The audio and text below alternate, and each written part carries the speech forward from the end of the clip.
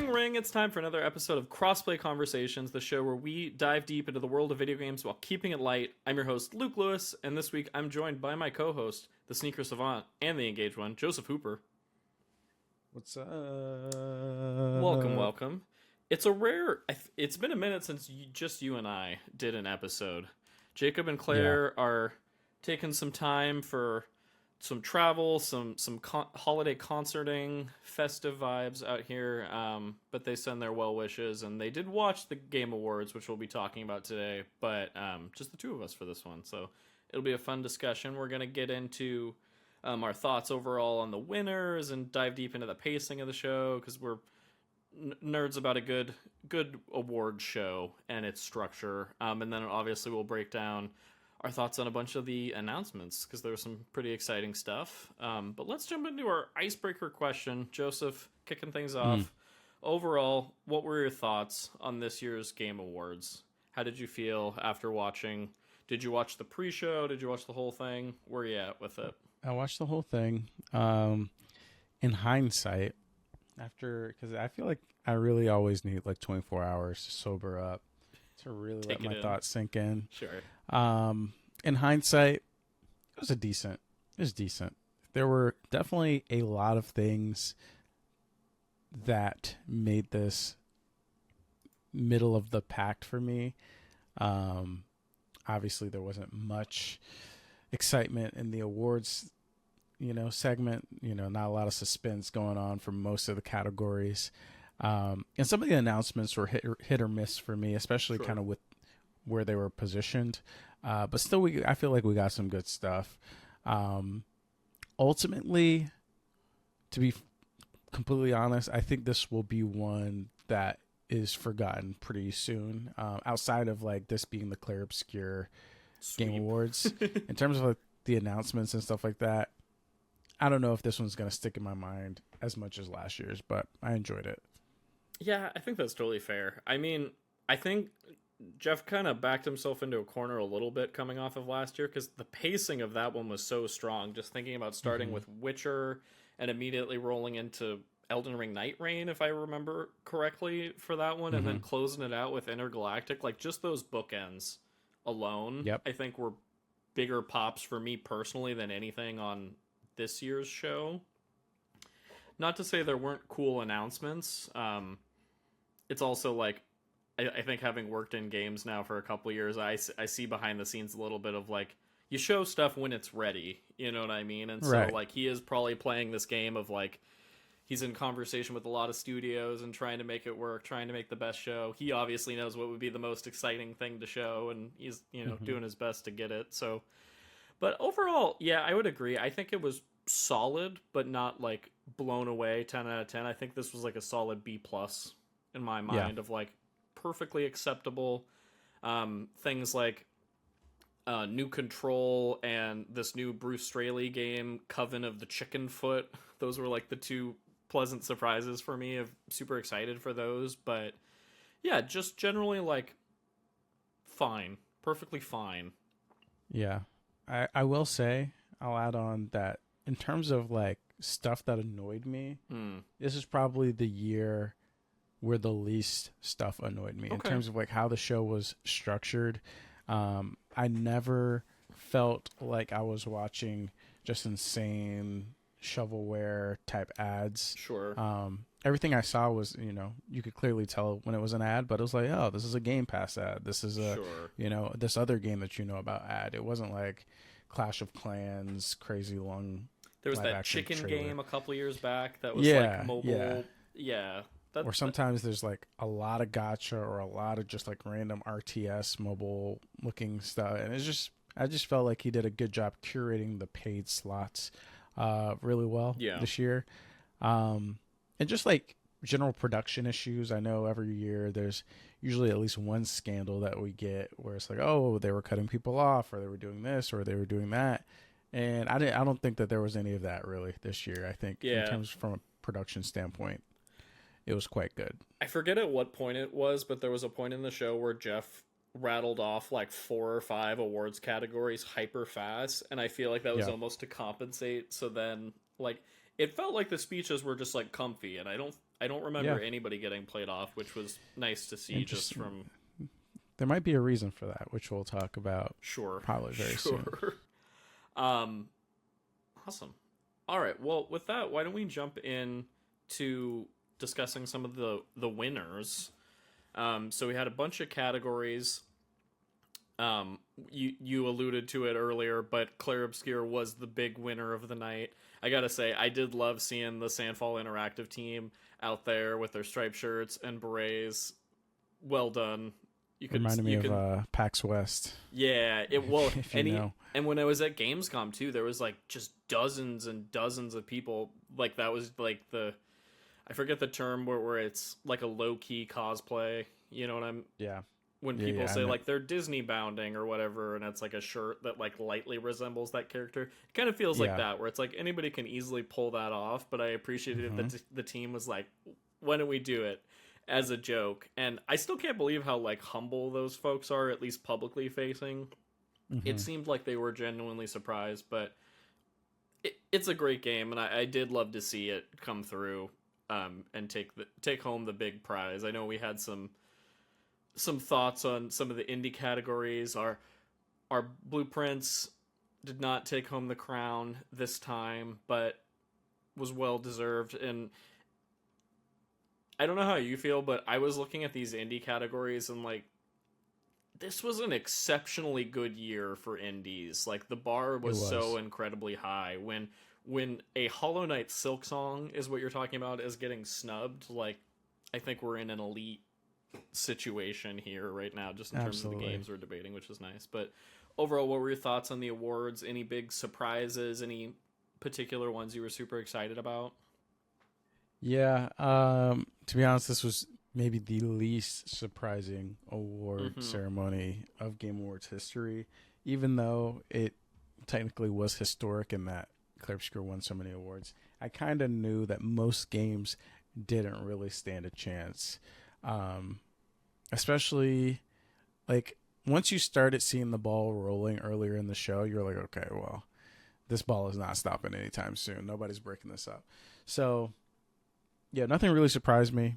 I was kind of alluding to nobody getting played off because 50%, 60% of the speeches were Claire Obscure. So by probably save award time number, by the end of the show, because they're like, by the time they got best direction, the dude just went up there and he was kind of like, yo, we're about to come back up here in like 30 minutes. So I don't really have much to say here. So it wasn't like, they kind of got everything out they needed to say across all the awards. I'm curious because this is the discussion, right? About how this all went down. Sure. Where Claire Obscure did win Best Indie, and they also won Best Debut Indie. They won Game of the Year. They won Best RPG. Do you feel like this exposed kind of like a fatal flaw within the Game Awards voting system? Do you think it was just like perfect storm this year where, hey, they did what they needed to do and won everything fair and square? Or do you feel like the popularity of it kind of usurped maybe more deserving people in some categories? Yeah, it's an interesting discussion, and I don't feel like, how some Game Awards discourse is like, it just comes from a negative place just by default. I felt like this was justified in terms of like, it is worth discussing and it is a little bit of a gray area. Correct. I was chatting with Claire about it as we were watching the show, and she had the realization that we think the reason that Claire Obscure was a record-breaking game in a sense of nominations and wins was the fact that I think there's rarely been a game that could win both the indie categories and then also be top contender across the board in multiple other categories. Like, yep. I think in past years, it's really a one or the other. Maybe you get a rare situation where an OG Hades is nominated against a Last of Us in the Game of the Year overall category, but it's probably not nominated in a lot of other places.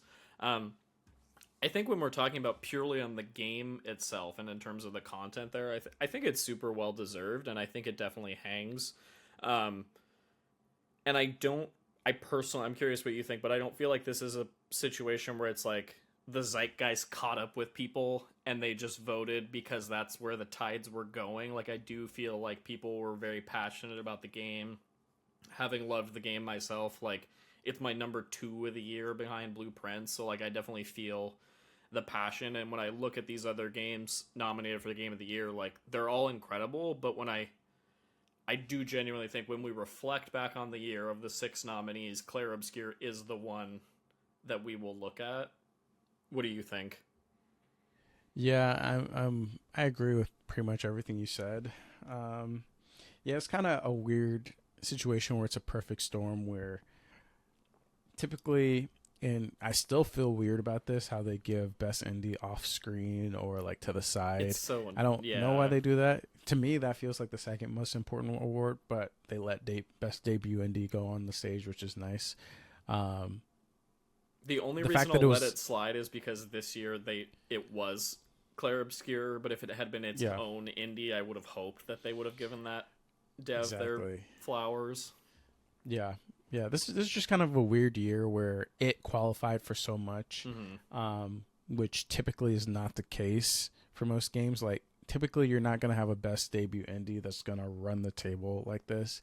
So I don't think that it's necessarily an issue because this was kind of like such a rare occurrence that this is not going to be happening every year, just because typically to make that run against some of the best games of the year, it usually is a veteran studio, whether it's indie or not. Like, even when we talk about Larian with Baldur's Gate 3, when they won so many awards that year, they had been working on that game for years, and obviously that was Baldur's Gate 3. That wasn't their first game, right? So, like, even though they won Best Indie, they were a studio that had been working for a long time, and obviously they didn't win Best Debut Indie, which I don't remember who won that year, but obviously that person got to go on stage, even though Baldur's Gate kind of swept everything else. I'm blanking on what it would have been, but I can look in a sec.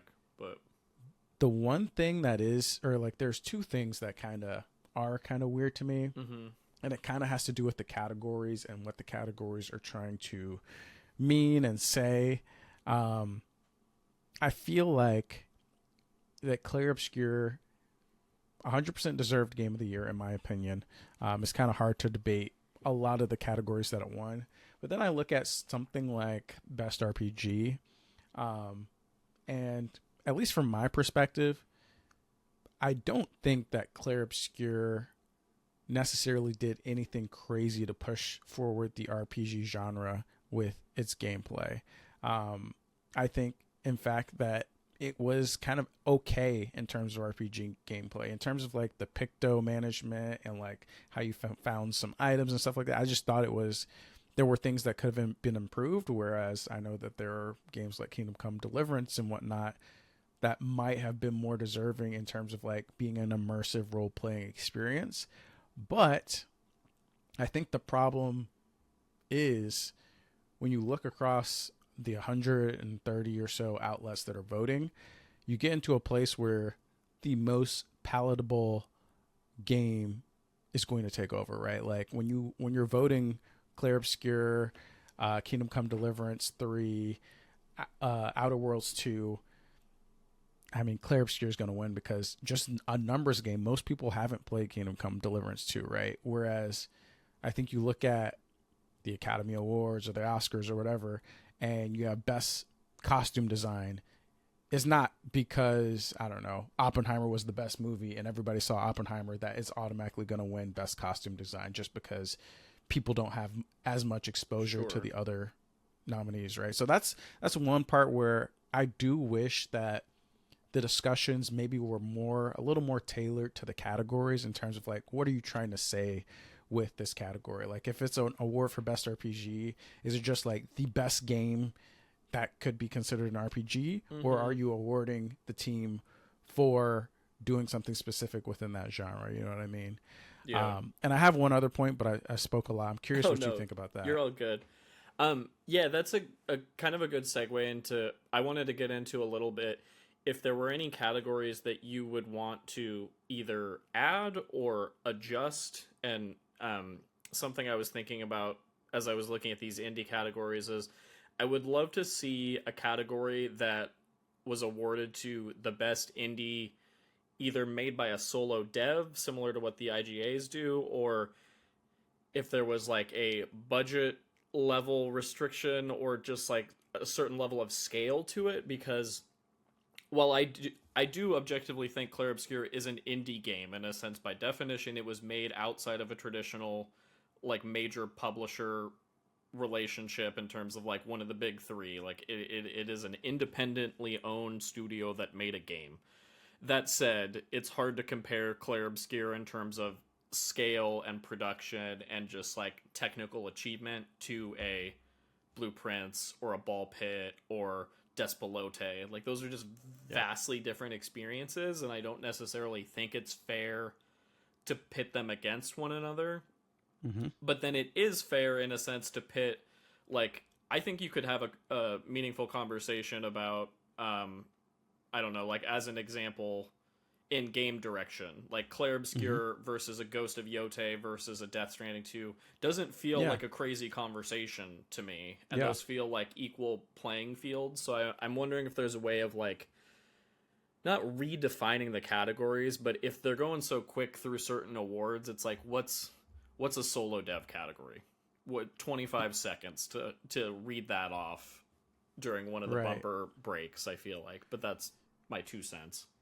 Yeah, I mean, I totally agree, right? Because I think it goes back to what are you trying to say with the category, right? Sure. When you say best direction, I think ultimately, I don't know if it's ever been split up where the best direction game does not win game of the year. So I don't even know if you need both of those categories, honestly, because I feel like they kind of go hand in hand. Maybe there's an example where that didn't happen, but from my memory, it's been like 4 or 5 years in a row where best direction has won best, or one game of the year. But I think in theory, when you think about best direction, you're thinking about a game that maybe took creative risks or did something out of the ordinary, or really tried to say something or break the typical mold of a game. So I don't think that really has anything to do with budget. But then when you look at indie, I do agree that we've kind of gotten out of control, and the past couple years have been a great example of that in various different ways, where we've had the Dave the Diver controversy, which legitimately was just simply not an indie game. It was under Nexon or NetEase or something like that. We've had Baldur's Gate 3, which has been funded for years, right? And they've amassed a budget that rivals AAA games and maybe surpasses specific AAA games or games that are under corporate umbrellas. And I think this year as well, I was talking to someone, and we were kind of discussing, we're like, yeah, like you have on one hand a Ball Pit, you have a Blueprints, and then on the other hand, you have Clair Obscur, which is an indie game by definition, relatively small team, had contractors, whatever, but it has Andy Serkis in it. So it's like Charlie Cox, like, yeah, it's Charlie Cox. Like, so at what point, like, what is the discussion we're having, right? Because even if I look at Clair Obscur and you're like, oh, well, these guys made it work, independently, and even though they got Andy Serkis, they were independent, and that's the whole thing. But I'm like, sure, but then I look at South of Midnight, which is not an independent game, and I'm pretty sure Microsoft capped their budget at a certain amount of money that may or may not have even rivaled Clair Obscur at the end of the day. I don't know the team size of Compulsion Games right now, but I don't think that just because South of Midnight is under Xbox that they had way more resources at their disposal than Sandfall Interactive, right? So that's an interesting, yeah. I don't really know. I know the goal of the category is to highlight people who do it without that like safety net under them. But at some point, there is a scale to things where you're like, okay, well, you kind of have built in a safety net over the years, or you have a publisher that is your safety net. Like they had Kepler, Sandfall had Kepler supporting them throughout the process. So it depends on like what we're trying to achieve. To answer your original question about like what we would like to see. I would love to see like a best gameplay mechanic or best technical design type thing to kind of like highlight some of those games that kind of blow your mind technically or do new things. Best motion capture, I think, has been thrown around a while. I think that'd be like an interesting one to highlight some of the motion capture people. I think technical design is the one that I've wanted for a long time. I'm trying to think. Do you have any that you're like you would love to see? Solo dev was the big one. Solo dev would be great. After they did the cool, Felicia Day did the fun presentation of Girls Make Games and that organization. I think like a student game could be cool, of like maybe it's a slight spin-off of debut indie. Those are the two, and then the other one for me that I would just like to be redefined as family game, best family game, because I don't have an issue with highlighting games that are awesome games that are appropriate to play with all ages, but like when we're pitting single player games against multiplayer party games and competitive stuff, it just gets really messy, and I think we should just have like best like all ages multiplayer, best like kids single player, or E for everyone award or something. I don't know, because I don't argue that like I agree that Donkey Kong is my favorite game of those games, but like comparing Donkey Kong to Sonic Racing and Lego Party is like, I don't know, it just doesn't make much sense. I would love to see like more technical focused awards that kind of align with the more common positions in the industry. So I already said like, you know, maybe gameplay design award, or even like an environmental best environment type award, where you're really rewarding some of these people that might have excelled in specific aspects of the game, where the game may not have been a 10 out of 10, but Death Stranding and the world that you go through is truly beautiful. Or I remember Last of Us 2, watching the documentary, they were talking about like the rope physics and all the different physics they added to the game to make it like feel that much more immersive when The Last of Us Part 2 came out. So I would love to see some of those things get recognized, because I feel like a lot of the stuff kind of just gets lumped into best art direction, and then you have a game like Metaphor ReFantasio that kind of overrides everything because it is very stylistic, and maybe some of these other games don't get recognition for some of the more technical feats that they pulled off. Same with solo dev, right? Like solo dev gets lumped into best indie, and you have, you know, certain people that have crazy achievements under a single person. I think of like the Chained Echoes guy, who then might get buried by multi-million-dollar indie project under Larian or something like that. So I'd love to see that kind of get split out. Yeah, it makes me really thankful we have things like the IGAs, or for more like developer technical focused DICE, and even the BAFTAs get more into the weeds a little bit with specific categories. So I think that's all well and good, because I imagine putting the Game Awards together and making it a like mainstream digestible show is tough, because like how into the weeds does your general Joe Schmo viewer want to get? But that said, I think there's a balance to be struck. But yeah, for me, it's fine. It's just little tweaks and little clarifications and parameters, and I think we're also we're progressing forward to a point where I think the jurors are making a point to play more indie games. Like, I do think we are seeing smaller, more interesting titles nominated across the board, and not just the heavy hitters of Clair Obscur. Like, the fact that Despelote was in here, Consume Me was in here. For the first time, 3 indies were in Game of the Year overall. That's cool. That's a cool thing. So hope to see that needle keep getting pushed a little bit, because I feel like the games that I enjoyed the most this year, some of them aren't even represented on this list, and that's pretty neat going into the IGAs next week as of this recording. Yeah, 100%. Yeah, it'll be interesting. Like you said, I think ultimately the Game Awards means only so much in terms of what it means to win an award there. They do have, things like the BAFTAs and IGAs and stuff like that, which I think all hold different weight and meaning for the people that are nominated and win awards there. So yeah, Game Awards are not the end all be all. So I won't get too pressed over it. Yeah. And we have gotten years where we saw Sekiro win out of the blue, and people were very shocked by that. It Takes Two won one year. So we do have, to counteract the years where we have the Clear Obscure sweeps, the Baldur's Gate sweeps, we do have like some very shocking, tense, and surprising years as well. So yeah, I feel like we usually have, there's more of a question mark for Game of the Year, where it's like there's groups that are excited about each individual one, where this year was definitely one of those years where I was like, it's definitely taking Game of the Year. It's probably taking a lot of other stuff. Yeah. And that's what ended up happening. I am curious, like, what the number 2, number 3 runner-ups would be. Like, yeah, that's a good point.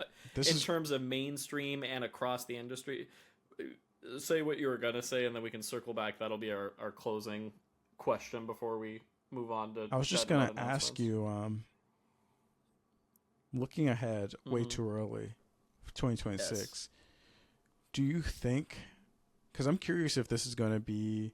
If we're going to run it back. Well, obviously we can't run it back as this year, because the front runner in any markets would be GTA 6, right? Which is obviously not an indie game. So at least there will be some diversity in the most extreme case. But do you think it's going to be a toss-up for Game of the Year? Or do you think that GTA is, in a way, insurmountable?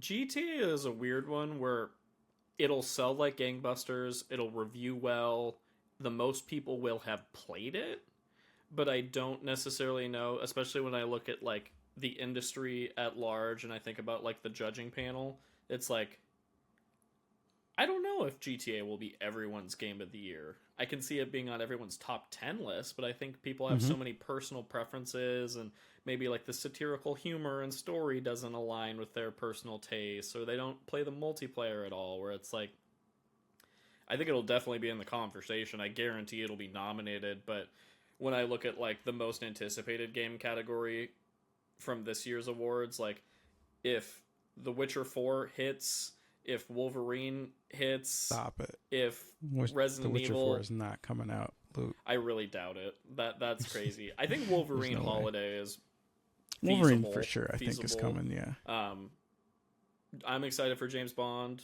Like, if we get any combination of those, like I could see it being a more, that next year feels more like a Sekiro year to me, where the vote will be a little more divided. What do you think? Maybe I'm wishful thinking that GTA won't just sweep it all. I kind of go back and forth with it, for the exact reason you said, but I think most recently I've been thinking GTA has a very large likelihood of winning the Game of the Year because of two things. The main thing is that it's coming out so late now that it doesn't really have an opportunity to leave people's minds by the time we get to that voting thing. And I think, we'll see, but I think voters, people in general, have biases towards good stories.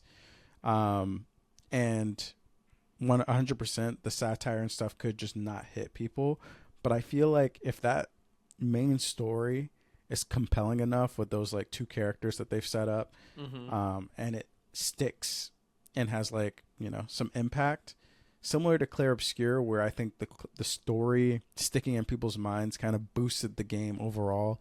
When you're thinking about voting for all these categories, sure.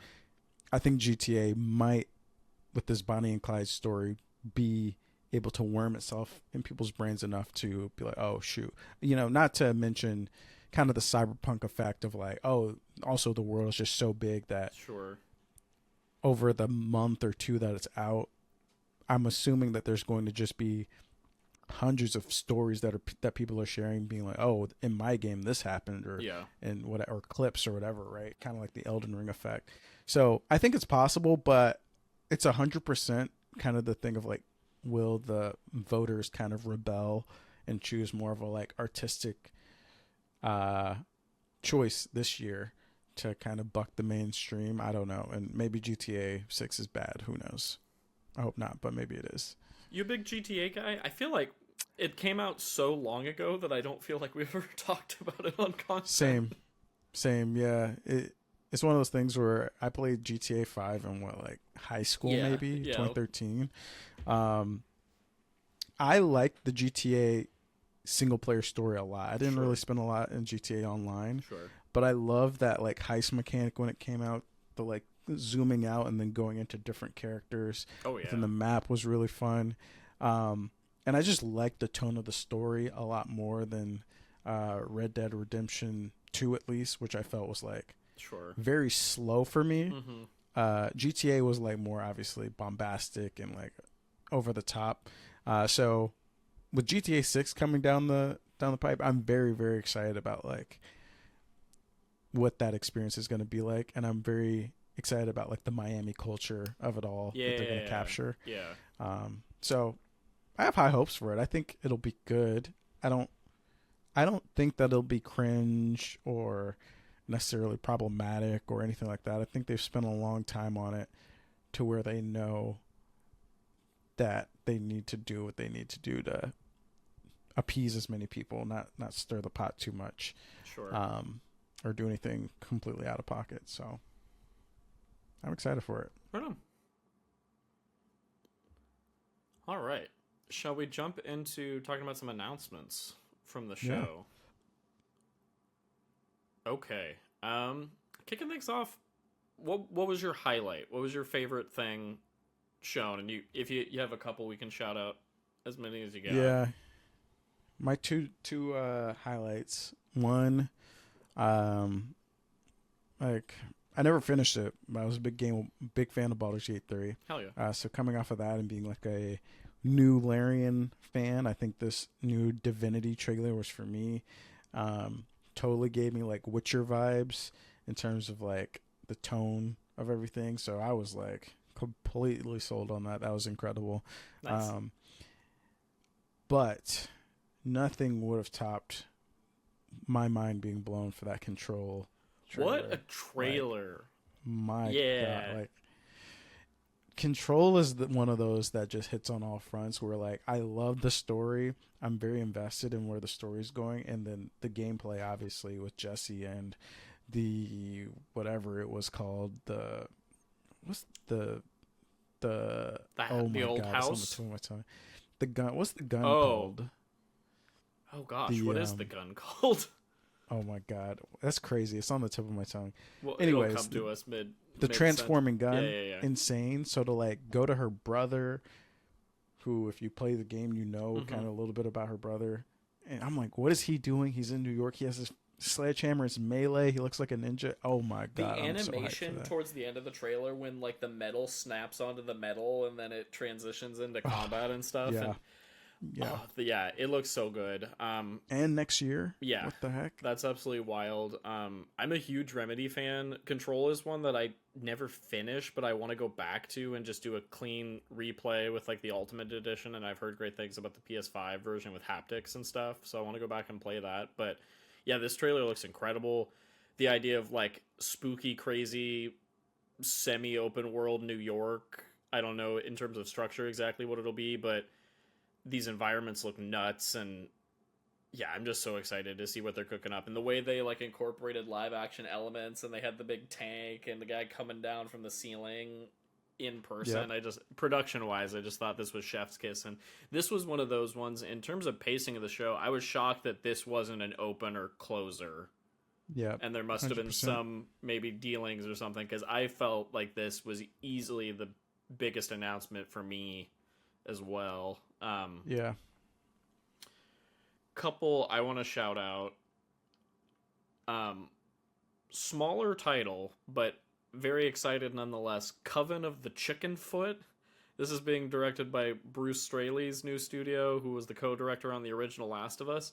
Not at all the game I would have expected to come from that studio, but it looks really cool. It has a very neat kind of hand-painted art style. You play as this older late woman who has chicken feet, kind of Baba Yaga energy in terms of the story and the world building, or almost like Spirited Away-esque, but looks really, really cool. And there's like platforming mechanics and you're adventuring, and I'm super in. It was one of those where it was like I had zero expectations, and now I'm like, oh, Covenant of the Chickenfoot. I'm in. Yeah. Locked in.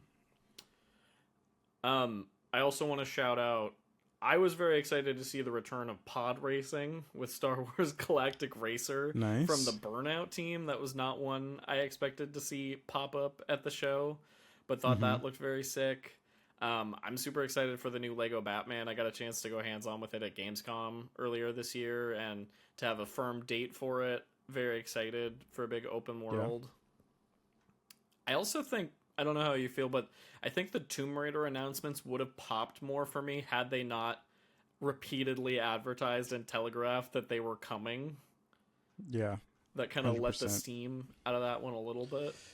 Yeah, I wasn't surprised, but to be fair, I was surprised at how decent they looked. Like, I don't know what I expected, but I did not expect it to be the least bit excited about what was shown, and I was pretty intrigued. I was like, okay, I can maybe get down with this. I love Tomb Raider since the PlayStation, and, you know, coming into Uncharted and games like that. Like, this is, me and my dad will play both of these and love both of these, so I'm definitely excited. It does feel a little, not even a little, it feels quite bad coming off of their recent massive round of layoffs and thinking about how many folks are watching these trailer reveals that are no longer working for the studio, so that makes me mad on their behalf, but the games do look really dope, so I am excited to play the finished product when they come. Couple other ones to shout out as well. I was very excited for the show opener with Star Wars Fate. I love Mass Effect, so to see Casey Hudson coming back in a big way directing a Mass Effect, or directing a Star Wars game, because I was watching this trailer and I thought it was a Mass Effect. Like, it showed the ship and I was like, that kind of looks Normandy adjacent. Is it the new Mass Effect? And then it was this Star Wars game, which is very cool, but from the sounds of it, based on Jason Schreier's BlueSky post the other day, this one's a ways out. So trying not to get too excited. Plus one on that one. Yeah. It looked cool. As somebody who's like a mild Star Wars fan, I'm like, oh yeah, this is sick. But yeah, no gameplay, no date, so it's going to be one of those that we're going to be thinking about for a while. Yeah, definitely. Saros was another one that I'm incredibly excited for. It was great to see Rahul Kohli out there. I'm just so proud of that guy. He's crushing it on all of his shows in recent years with the Mike Flanagan stuff, and then this game looks sick. It was interesting, I don't know if you caught this, but they had originally dated the game for March 20th, and then they just quietly slid it to April, which is fine. Yeah. But it was a little, like, interesting. What's going on? Like, you okay? Do you just need more polishing time, or I just hope it's nothing. I can't imagine it's bad. I don't know. I trust Housemarque at this point, but if I had to guess, now that GTA has moved, they're kind of like, oh, we could take a little more time and not have to hit before GTA. Yeah, that's fair. Yeah. Yeah, there were some good ones on here that really surprised me. Ontos, I think it's called, with Stellan Skarsgård doing the voiceover. Oh, yeah. That one looked from trippy. Like the Soma devs. That looked weird. Looked spooky, but looked very, very interesting. Very excited about that. Resident Evil Requiem. Yeah. Looks fantastic still. Am I brave enough to play it? I do not know. Unfortunately, I do not know, but everything they've shown of that game looks incredible. And I'm stoked that it seems like from what they announced that they're doing the juxtaposing campaigns similar to what they did for 2 and 3 remake with Leon and the new character. So I think that'll be rad. Sick. Yeah. Yeah. Probably one of my biggest surprises of the show was Orbitals, which is like the anime It Takes Two type. Oh yeah. Trailer. The art style of this one looked rad as hell. Dude, yeah, the art style was incredible. I loved it. It looked like classic retro anime cartoon. Even down to the audio and the Japanese subtitles and everything. Or not the Japanese subtitle, the like English subtitles, Japanese audio.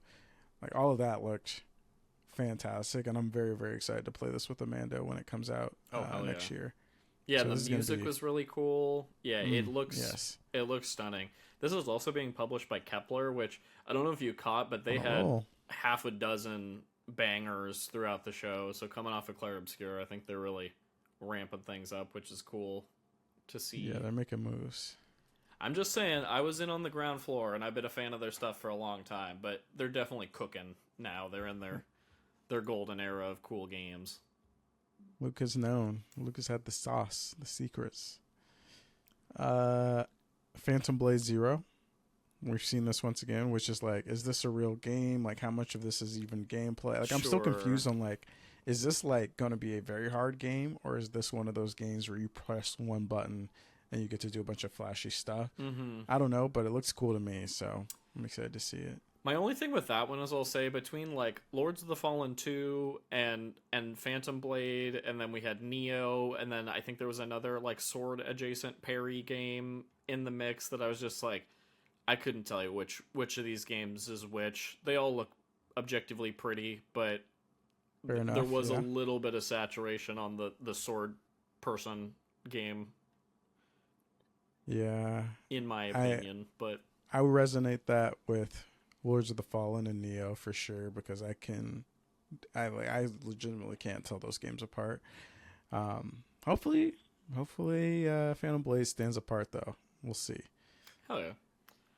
I gotta circle back to one game in the pre-show that we just gotta unpack this game. Can we talk about Bradley the Badger? Yeah, what Joseph the hell? Hooper. That game was like the reveal trailer for that was crazy. Where it just kept amping it up. It just kept amping it up. It kind of seemed like a High on Life-esque trailer to an extent where you're like, what is real and what is a bit? Like, I can't even really tell. It was borderline cringe, at least the VO, but then like the platforming looked so fun, and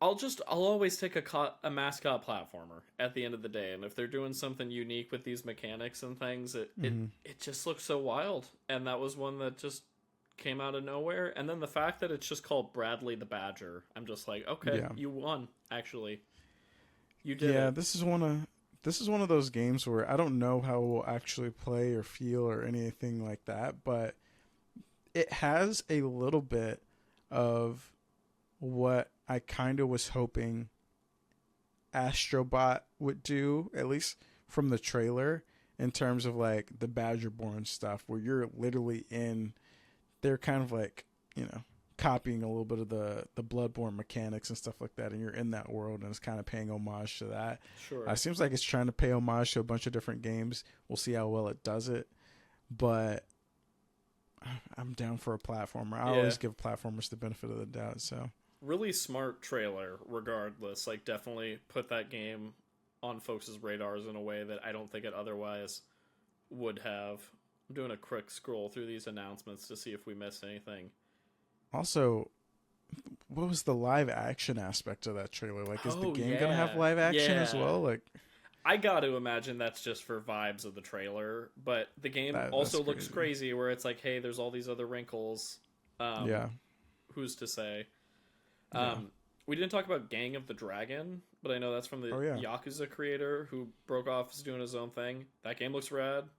The Street Fighter movie announcement I thought was hilarious. They brought out so many people. I think they all don't understand what video game events look like.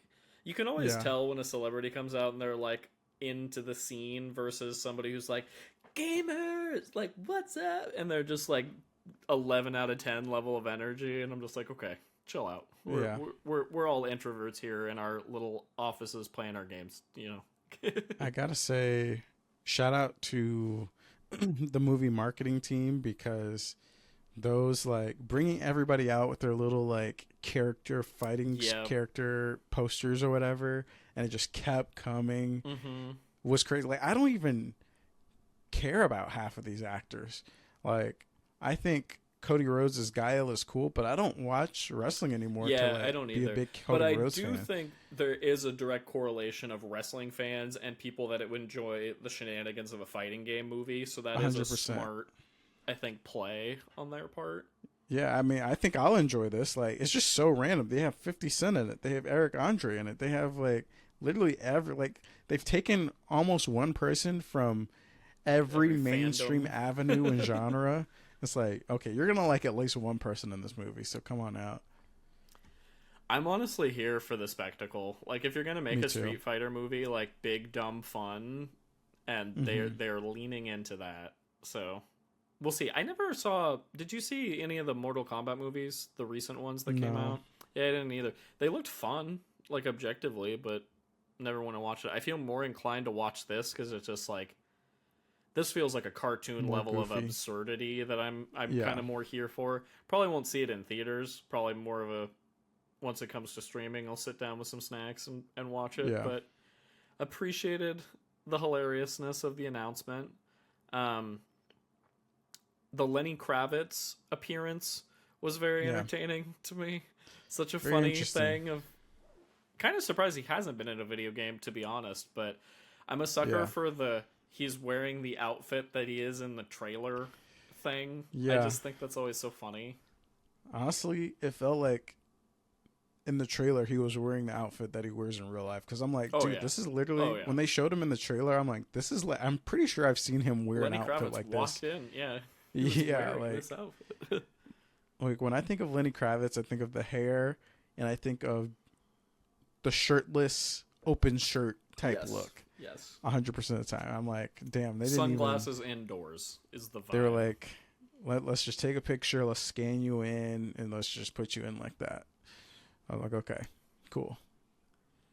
Running down the list for a couple more. One we didn't talk about that kind of did nothing for me. I'm curious if this stuck out to you at all, but was the one from J.J. Abrams came out with the co-creator of Left 4 Dead and announced a multiplayer shooter.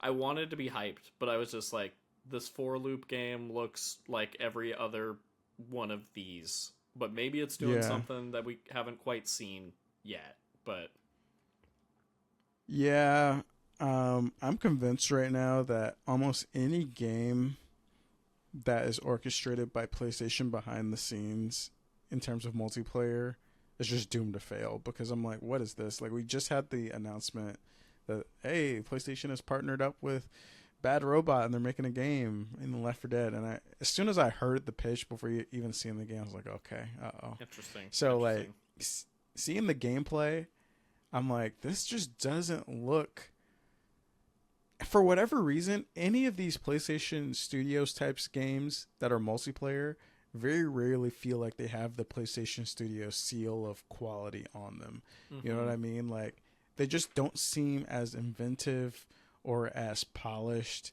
as the single player arm. And this game is another one of those where you look at it and I'm like, what about this makes me want to go and jump and play this day one? Like, maybe the gameplay trumps everything, which, you know, is always kind of like the biggest thing, but just from looking at it, I don't really know what I'm looking at, and it doesn't look particularly exciting. So yeah, well, and then the whole like replicate aspect of like coming back and reprinting, it's like, isn't that just spawning into a multiplayer? Yeah. You know what I mean? That didn't feel like a novel mechanic, at least the way they were presenting it. But the one asterisk, oh sorry, go ahead. I was just to kind of lead off of that, like I was gonna say, it didn't really seem, I wasn't really feeling the J.J. Abrams like world or story building of any sort. I'm like, where did you contribute to this? Because if it was that concept of getting reprinted, brother, we could have all done that. Like, it's not that crazy. Sure. It's a weird thing because like multiplayer, I feel like just having Mike Booth Left 4 Dead fame attached to it is enough for gamers, but I guess J.J. Abrams brings like the mainstream, like, oh, what's J.J. Abrams doing? I'll play his game kind of thing. But I just don't know if he has that kind of cachet in the mainstream for games specifically. The asterisk I was going to say is that thinking about games like Arc Raiders that came out earlier this year, every time I saw that game, I was like, oh, that looks good, but looks like generic shooter. And that game kind of took over the world by storm, but they had the proximity chat and some novel mechanics in and of itself in terms of like that extraction loop. So maybe there's more layers to this one that we're not seeing yet, but nothing immediate. Yeah. Also talking about multiplayer stuff, this is a good segue into the closer of the show, but oh my god, I already forgot what it was called. Highguard. This from the creators of Apex Legends and Titanfall comes Highguard. Did this move the needle for you at all? Because I have thoughts. I'm curious what your household was like when this came up, because it's always a big thing, right? Where Jeff is staring in the camera, he's spiking the camera, and he's about to give you his pitch for what's about to close the show. And whenever we got a whiff of it being a multiplayer game, I was just like, no, not like this. Yeah, and then when we actually saw the gameplay, I was like, my God, what are we doing here? I don't know if this game is going to be good. I don't know if this game is going to be bad. But this game was devoid of any secret sauce that makes me think, oh, these people have been working on this for a long time, and this is going to drop like a bomb. You know what I'm saying? Like, it just kind of felt like, hey, you liked the game loop that we just talked about that I forgot the name about? Well, why don't you try and play this instead? It's just like, what is this? What? Like, the question is what? And I'm sad because it could have been probably 50 other games that I would have gotten out of my chair for. Sure. But I did not. Yeah, I agree. Couple thoughts. If it had been Titanfall, I would have gotten out of my chair. Even if it was a multiplayer only Titanfall, I would have gotten out of my chair excited. There are so many hero shooters out there now that I'm just like, you really got to do something to move the needle, and this just felt kind of generic based on what we were seeing. Yes. That said, I'm sure the shooting will feel good. Like, objectively, I'm sure it'll feel solid enough to play.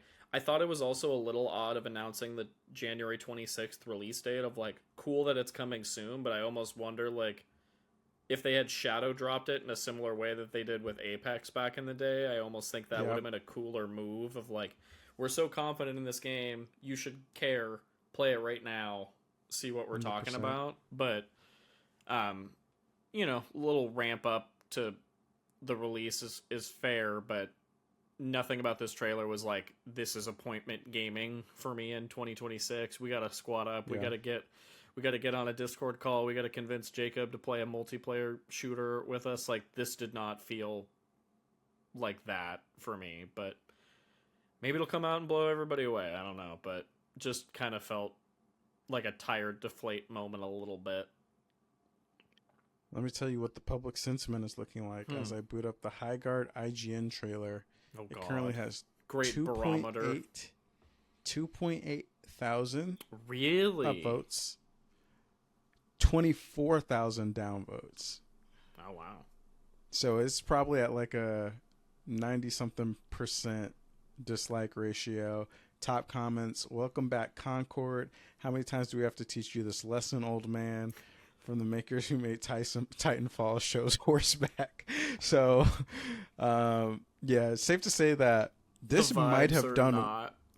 Yeah, this might have done more damage than it did good, right? Because I think to your point, when you shadow drop something, people don't have time to question it, right? They just jump in. It's free to play, so literally you just jump in, and if the gameplay is good enough, that will speak for itself, and the clips will start to go viral. Or if they wanted a marketing beat, I don't know, maybe they had a big investment in this game, and they're like, we can't afford to shadow drop it and nobody play it. I think that's when you go over to Xbox and like try and pitch them, hey, Developer Direct is in January. Can you guys time this up so that we can shadow drop this? Like, there has to be some, because I think giving people a month plus to sit on this, and it's already at such big dislikes. I think you are putting yourself in a Concord situation where like it's going to be DOA because of how you revealed it. Yeah. The one thing I'll say, I guess, too, is thinking about it, it's like January, generally a quieter month for releases. If it is a good game, then they start the year off strong and they can do regular updates throughout the year to keep it on folks' radar. But yeah, I'm rewatching the trailer again as we're talking about this, and it doesn't look bad, but if you told me this was fantasy DLC for Overwatch or something, I wouldn't, think otherwise. Yeah. And it's honestly not us that you need to sell. It's the people that are The playing hardcore, Fortnite every day, or who just bought Arc Raiders or whatever. I don't know if this is going to be enough to pull them off of that game that they're financially invested in right now. Sure. Yeah, no, I think that's totally fair. All right, well, anything else you want to touch on? Any other thoughts? Yeah, I'm sad. I thought that this was a slam dunk for a lot of stuff that we could have potentially saw. I'm surprised we didn't see Judas. I thought we were gonna maybe get a release date for that. No Final Fantasy, which I know a lot of people were bummed over. No, there was some no Persona, no. I feel like the shoe drop games that we know are in development that we are hoping are coming out soon. None of those showed up. No Xbox as well, which kind of I know the developer direct is next month, but when am I going to see Fable gameplay? Like, seriously. Like, I'm starting to get worried at this point. Gears E-Day is apparently next year. When am I going to see gameplay for that? Is it all in the developer direct? Like, what are we doing here? So, yeah. There's a lot of question marks about next year that I'm surprised people didn't go to Jeff for marketing meets, assuming that their game is supposed to release next year. Yeah. But yeah. Were there any notable omissions for you, or? I mean, I think those ones you mentioned, Final Fantasy was kind of the one that I expected, or I also expected a release date or more of a significant showing for Dustbloods, the FromSoft. Oh yeah. Wait, is that next year? I think so, for Switch 2. Dang. I didn't realize that was a multiplayer only thing though, which I thought it was more of a single player geared Bloodborne style vampire situation. But not quite what I thought, so I'm okay waiting on that one personally at this point. But yeah, Final Fantasy would have been the one that I expected. I also thought we might have seen, Greg Miller predicted it on Kind of Funny, but seeing something from Valve with Steam Machine, any semblance of release date or pricing or just more information there.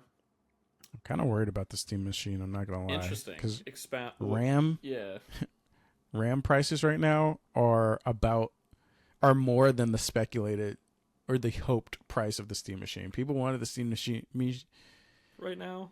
Speculations. So I don't know what people are saying, but I just know that the computer parts market is kind of cooked, and specifically RAM, where RAM used to cost $200 to get some really good RAM to put in your PC. It's $600 to $800. The same $200 RAM is now $600 to $800 due to scarcity. So in terms of how that affects the Steam Machine, I don't know, right? Because I assume that they have built X units today that are on some shipping container from China or somewhere else that are coming to US. I'm sure those prices are locked in, but I think this might be a original Switch situation where they sell out of pre-orders and then the wave 2 are not coming until end of next year or whatever, because the prices are insane right now for PCs. With that said, assuming it's what we want of this great situation to have in our living room that automatically syncs with our libraries, we can connect controllers easily, it just works well. What's your maximum I'm willing to pay this dollar amount? You're asking the wrong guy, Okay. buddy. Just take you guys have my credit card information on file. Just charge it as soon as the pre-orders go live. I don't care, baby. I don't care. Honestly, realistically, the It highest has I to be would go. somewhat close to a console. Like they can't Right. be just if they even want to compete in any mainstream way, it has to be I think realistically, my ceiling would probably be $800. Like if it's like $800, this is something that I've really wanted for a while. sure. Um, and And as we're my in a piece, weird like position. We're like we're in a weird position. we want this more than most The average people. person, Yeah. yeah, like especially because my Steam library is constantly growing, right? Mm-hmm. So I really want that crossplay, like that, able to sync my saves and whatever. So $800 is my max. I think realistically, I would love for this to be like $600 or even 650. Like I understand that it's not going to be 500. I just don't think that's realistic. But 600, 650, I'd be thumbs up. 800 is my max. If we're going to 1,000, I don't even know. But at that I point, it's a PC.